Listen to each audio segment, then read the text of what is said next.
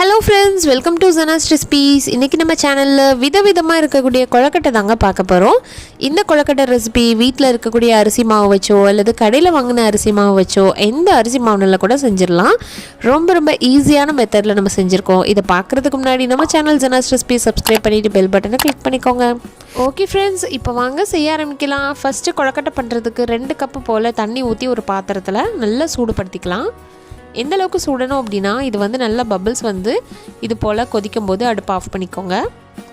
இப்போது இதில் 2 கப்பு தண்ணி எடுத்துருந்தோம். அதுக்கு ஈக்குவலாக 2 கப்பு அளவுக்கு அரிசி மாவு சேர்த்துக்கலாம். ஒரு மிக்சிங் பவுலில் அரிசி மாவு சேர்த்துட்டு நல்லா கொதி வந்த தண்ணியை வந்து இதில் 2 கப்பு மெஷர் பண்ணி ஊற்றிக்கலாம்.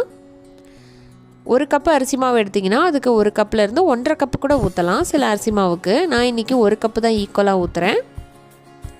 ஊற்றிட்டு கொஞ்சம் போல் உப்பு போட்டுட்டு, அதாவது கொழக்கட்டைக்கு அந்த மேல் மாவுக்கு தகுந்த மாதிரி உப்பு போட்டுட்டு மூடி வச்சிடலாம். ரொம்ப ஹீட்டாக இருக்கனால உங்களால் கைகளை வச்சு பிசைய முடியாது. இது போல் ஸ்பேச்சுலா இருந்துச்சுன்னா லைட்டாக மிக்ஸ் பண்ணி விட்டுட்டு அப்படியே ஒரு 10 நிமிஷத்துக்கு மூடி வச்சுக்கலாம். நம்ம வெள்ளைப்பாகு காய்க்கிற வரைக்கும் இது மூடி இருந்தால் கூட போதும். இப்போ நான் மூடி வச்சிட போகிறேன். இப்போது நெக்ஸ்ட் என்ன செய்ய போகிறேன்னா, ஒரு தவா வச்சுருக்கேன். அதில் வந்து ஒரு 1/4 கிலோ அளவுக்கு வெல்லம் சேர்த்துக்கோங்க. நான் வந்து ஒரு 1/4 கிலோ அளவுக்கு வெல்லத்தை சேர்த்துட்டு லைட்டாக 2 ஸ்பூன் அளவுக்கு மட்டும் தண்ணி ஊற்றிட்டு இதை நல்லா ஹை ஃப்ளேம்லேயே வச்சுக்கலாம். இது போல் நல்ல வெல்லம் வந்து மெல்ட் ஆக ஆரம்பிச்சிடும் பாருங்கள். மெல்ட் ஆக இந்த கட்டிகள் எல்லாத்தையுமே நல்லா உடச்சி விட்டுக்கலாம். வெல்லத்துக்கு மேற்கொண்டு தண்ணி ஊற்ற வேண்டாம், அதில் உள்ள லிக்விடே போதுமானதாக இருக்கும். நம்மளுக்கு இந்த மாதிரி செய்யும்போது நம்மளுக்கு இனிப்பு நல்லா பேலன்ஸ்டாக இருக்கும். இப்போது இது பாகு வந்து நல்லா கொதிச்சிருச்சு பாருங்கள். ஒரு 5 நிமிஷமாக கொதித்ததுக்கப்புறமா இதில் வந்து ஒரு மூடி அளவுக்கு தேங்காயை நல்லா துருவி வச்சுருக்கேன், அதை சேர்த்துக்கலாம். 1/4 கிலோ வெல்லத்துக்கு ஒரு மூடி தேங்காய் கரெக்டாக இருக்கும். தேங்காய் துருவல் கரெக்டாக இருக்கும். இப்போ தேங்காவை சேர்த்துட்டு நல்லா ஒரு வாட்டி மிக்ஸ் பண்ணி விட்டுக்கோங்க. தேங்காய் வந்து இந்த வெல்லத்திலே சேர்ந்து நல்லா கொதித்து வெந்து வரணும். அது வரைக்கும் இதை வந்து ஒரு 5 நிமிஷத்துக்கு மட்டும் நல்லா கிண்டி விட்டுக்கலாம். லைட்டாக இது போல் சுண்டி வந்ததுக்கப்புறம் அடுப்பு ஆஃப் பண்ணிக்கோங்க. இப்போது நெக்ஸ்ட்டு வந்து நம்ம என்ன செய்ய போகிறோம் அப்படின்னா, நம்ம ஓப்பன் பண்ணி பார்க்கலாம் அந்த அரிசி மாவு எப்படி இருக்குதுன்னு சொல்லிட்டு. நம்ம இப்போ தான் அதை வந்து பிசைஞ்சு எடுக்க போகிறோம். வந்து லைட்டாக கிண்டி விட்டுட்டு மூடி வச்சிட்டோம். இப்போ இதிலே வந்து அரிசி மாவு நல்லா வெந்துடும். நான் அதை வந்து இன்னொரு தட்டுக்கு, அகலமான தட்டுக்கு மாற்றிட்டு நல்லா ஒரு வாட்டி ஒரு 2 நிமிஷத்துக்கு நல்லா பிசைஞ்சுக்க போகிறேன். இப்போது நல்லா இதை வந்து பிசைஞ்சு எடுத்துக்கலாம் ஃப்ரெண்ட்ஸ். இதுக்கப்புறமா வந்து நம்ம இது என்ன செய்ய போகிறோம் அப்படின்னா, நம்ம கொழக்கட்டைகளை உருட்ட ஆரம்பிச்சிடலாம். பார்க்குறதுக்கு கொஞ்சம் லிக்விடியாக தெரியும். இந்த மாதிரி இருந்துச்சுன்னா தான் உங்களுக்கு கொழக்கட்டை நல்லா வெளித்தோல் வந்து நல்லா சாஃப்டாக இருக்கும். இப்போ நான் விதவிதமான கொழக்கட்டைன்னு சொல்லியிருந்தேன் பாருங்கள். இதுதான் விதவிதமான அச்சுக்கள் நான் வாங்கியிருக்கேன். இது எல்லாமே ரீசெண்டாக நிறைய கடைகளில் கிடைக்கிது. இது வந்து நான் திருச்சி மங்களில் வாங்கினது. இப்போது இந்த கொழக்கட்டை அச்சை எடுத்துகிட்டு நம்ம கொஞ்சம் போல் நெய் தடவிக்கலாம். நெய் வந்து எல்லா அச்சுகளையும் தடவும் போது நல்ல வாசனையாகவும் இருக்கும், டேஸ்ட்டாகவும் இருக்கும். நம்மளுக்கு கொழக்கட்டை ஈஸியாக ஃப்ளோ ஆகும். இப்போ நான் ஃபஸ்ட்டு பார்த்திங்கன்னா ஒரு ட்ரையாங்கிள், அதாவது முக்கோண வடிவத்தில் இருக்கக்கூடிய ஒரு அச்சை எடுத்துகிட்டு அதில் லைட்டாக வந்து நெய் தடவிக்கிறேன். அதுக்கப்புறமா இதில் இருந்து கொஞ்சம் போல் அரிசி மாவை எடுத்துக்கலாம்.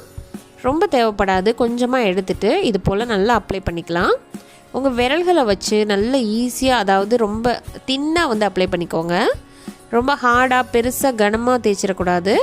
கைகளில் வச்சு இந்த மாதிரி தடவும் போது ரொம்ப ஈஸியாக இருக்கும். நம்மளுக்கு 2 சைடும் அப்ளை பண்ணிக்கணும். இப்போ பாருங்கள், அப்ளை பண்ணி வச்சுருக்கேன். இப்போ அடுத்ததாக இந்த பூண்டு கொழக்கட்டை அச்சில் வந்து நம்ம செய்யலாம். ஃபஸ்ட்டே நம்ம எல்லா அச்சுகளையும் ரெடி பண்ணிவிட்டு அதுக்கப்புறமா பூரணம் வைக்கலாம். பூண்டு கொழக்கட்டையிலையும் அப்படி தான் நெய்யை தடவிட்டு அதுக்கப்புறமா இதில் வந்து கொஞ்சம் போல் மாவு எடுத்து 2 உள் பக்கமும் தடவிக்கோங்க.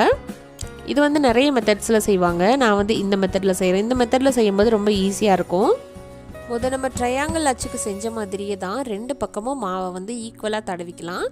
நம்ம நார்மல் கொழக்கட்டைனா இதை வந்து அச்சை மூடிட்டு கூட நம்ம செய்யலாம். இந்த கொழக்கட்டையில் நம்ம உள்ளுக்குள்ளே பூரணம் வைக்க போகிறதுனால இந்த மாதிரி தான் செய்யணும். இப்போ அடுத்ததாக நான் இந்த மாதிரி ரவுண்ட் ஷேப்பில் இருக்க பூரி அழகாக இருக்குல்ல, க்யூட்டாக இருக்குது இந்த அச்சு. இதில் வந்து சேம் மெத்தடில் நம்ம என்ன செஞ்சோமோ அதே மாதிரி இதுலேயும் தடவிக்கலாம் மாவை. பாருங்கள், நல்லா அழுத்தி விடும்போது நம்மளுக்கு அச்சு வந்து நல்லா பட்டு வரும். 2 பக்கமும் மாவு வந்து நல்லா அழுத்தி விட்டுக்கோங்க. இப்போது நம்ம பூரணம் வைக்க ஆரம்பிக்கலாம். ட்ரையாங்கிளில் கொஞ்சம் போல் பூரணத்தை எடுத்து நல்லா ஒரு பக்கம் மட்டும் வைக்கணும், 2 பக்கம் வைக்கக்கூடாது. வச்சுட்டு நல்லா மூடி பார்க்கலாம். இப்போ நான் மூடியை திறந்து காட்டுறேன் எப்படி இருக்குன்னு சொல்லிட்டு பாருங்கள். நல்லா பூரணத்தை வச்சதுக்கப்புறம் நல்லா அழுத்துனீங்கன்னா தான் உங்களுக்கு அச்சு பெர்ஃபெக்டாக வரும். இப்போ நான் வந்து அழுத்தம் கொடுக்காதனால எனக்கு வந்து திறந்து பார்க்கும்போது வரல பாருங்கள். இன்னும் கொஞ்சம் மாவு கூட வச்சுட்டு நல்லா அழுத்தும் போது தான் உங்களுக்கு ஷேப்பு நல்லா கிடைக்கும். இப்போ பாருங்கள் ஷேப்பு நல்லா வந்திருக்குது. இதே மாதிரி தான் எல்லா பூரணத்தையும் எல்லா கொழக்கட்டைக்குள்ளேயும் வச்சு ஸ்டஃப் பண்ணிக்கணும். இப்போது ட்ரையாங்கிள் நம்மளுக்கு நல்லா வந்திருக்குது. இப்போது அடுத்ததாக நம்ம பூரி ஷேப்பில் இருக்கக்கூடிய அந்த பூரண அச்சை வந்து ரெடி பண்ணலாம். ஃபஸ்ட்டு நம்ம செஞ்ச மாதிரி சேம் மெத்தடில் தான் நல்லா வச்சுட்டு நல்லா அழுத்தணும், நல்லா ப்ரெஸ் பண்ணணும். ப்ரெஸ் பண்ணிவிட்டு அதுக்கப்புறம் இது போல் எடுக்க வந்துருச்சு பாருங்கள். இதே மாதிரி நம்ம பூண்டுலேயும் செஞ்சு பார்க்கலாம். இப்போ வந்து பார்க்குறதுக்கு இது கொஞ்சம் கஷ்டமாக தெரியும். உங்களுக்கு ஒரு 2-3 வாட்டியோ 4-5 வாட்டியோ செய்ய உங்களுக்கு ஈஸியாக வந்துடும் ஃப்ரெண்ட்ஸ். எனக்கு ஃபஸ்ட்டு அப்படி தான் இருந்துச்சு, கொஞ்சம் கஷ்டமாக தெரிஞ்சிச்சு.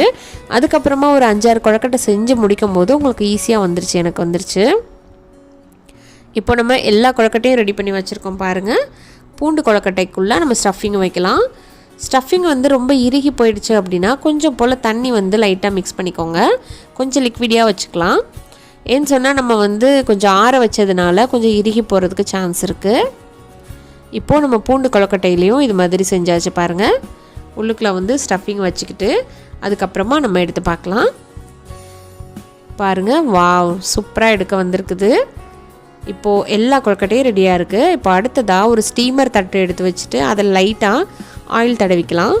ஆயிலோ நெய்யோ ஏதாவது ஒன்று தடவிட்டு இப்போ நம்ம செஞ்சு வச்சுருக்க கொழக்கட்டை எல்லாத்தையும் அதை அடுக்கிக்கலாம். உங்கள் ஸ்டீமர் தட்டு எந்த அளவுக்கு வருமோ, எந்த அளவுக்கு கொழக்கட்டை கொள்ளுமோ அதுக்கு தகுந்த மாதிரி வச்சுக்கோங்க. நான் வந்து ஓரளவுக்கு, அதாவது ஒரு 10லேருந்து 12 கொழக்கட்டை வந்து பத்துற மாதிரி வைக்கிறேன். இப்போது கொழக்கட்டை எல்லாத்தையுமே நல்ல ஒரு இட்லி பாத்திரத்தில் வச்சுக்கலாம். பாத்திரத்தில் வைக்கிறதுக்கு முன்னாடி தண்ணி வந்து நல்லா சூடாக இருக்கிற மாதிரி பார்த்துக்கோங்க. இப்போ நல்லா சூடாகினதுக்கப்புறமா இதில் வந்து போட்டுட்டு நல்லா மூடி வச்சிடலாம். ஒரு 15 நிமிஷம் ஆகும் ஃப்ரெண்ட்ஸ். அதுக்கு முன்னாடி எடுத்துட்டிங்கன்னா கொஞ்சம் கொழன்னு இருக்கும். ஒரு 15 நிமிஷமாவது அட்லீஸ்ட் விட்டுருங்க. இப்போ பாருங்கள், சூப்பரான கொழக்கட்டை, நல்லா மோதகம் கொழக்கட்டை ரெடி ஆகிடுச்சு. பார்க்குறதுக்கே தெரியுது எவ்வளோ சாஃப்டாக இருக்குது பாருங்கள் அந்த வெளித்தோல். மாவு இந்தளவுக்கு பக்குவமாக இருந்தால் தான் இந்தளவுக்கு சாஃப்ட்னஸ் வரும், இல்லைனா ரொம்ப ஹார்டாக ரொம்ப அப்படியே ஸ்ட்ராங்காக இருக்கும். இப்போது விதவிதமான கொழக்கட்டை எல்லாமே ரெடி ஆகிடுச்சு ஃப்ரெண்ட்ஸ். நீங்கள் இந்த கொழக்கட்டைகள் எல்லாத்தையுமே வீட்டில் செஞ்ச அரிசி மாவுலையோ அல்லது கடைகளில் வாங்கக்கூடிய கொழக்கட்டை மாவுலையோ எதில் வேணாலும் ட்ரை பண்ணலாம். எப்படி ட்ரை பண்ணாலும் இதே மெத்தட் தான். தண்ணி வந்து கரெக்டாக ஊற்றணும். அதே மாதிரி கொழக்கட்டை அச்சு இந்த பூரணம் வைக்கிறது கரெக்டாக பண்ணணும். இது 2 செஞ்சுட்டாலே நம்மளுக்கு ஈஸியாக வந்துடும். ஓகே ஃப்ரெண்ட்ஸ், இதே மாதிரி கொழக்கட்டை செஞ்சு பார்த்துட்டு சாப்பிட்டு பார்த்துட்டு எப்படி வந்துச்சுன்னு உங்கள் ஃபீட்பேக்கை சொல்ல மறக்காதீங்க. நம்ம சேனல் ஜெனஸ் ரெசிபி சப்ஸ்கிரைப் பண்ணிவிட்டு பெல் பட்டனை கிளிக் பண்ணிக்கோங்க. அடுத்த வீடியோவில் சந்திக்கிறேன். ஃபேஸ்புக்கில் ஃபாலோ பண்ண மறக்காதீங்க. தேங்க்யூ, தேங்க்ஸ் ஃபார் வாட்சிங்.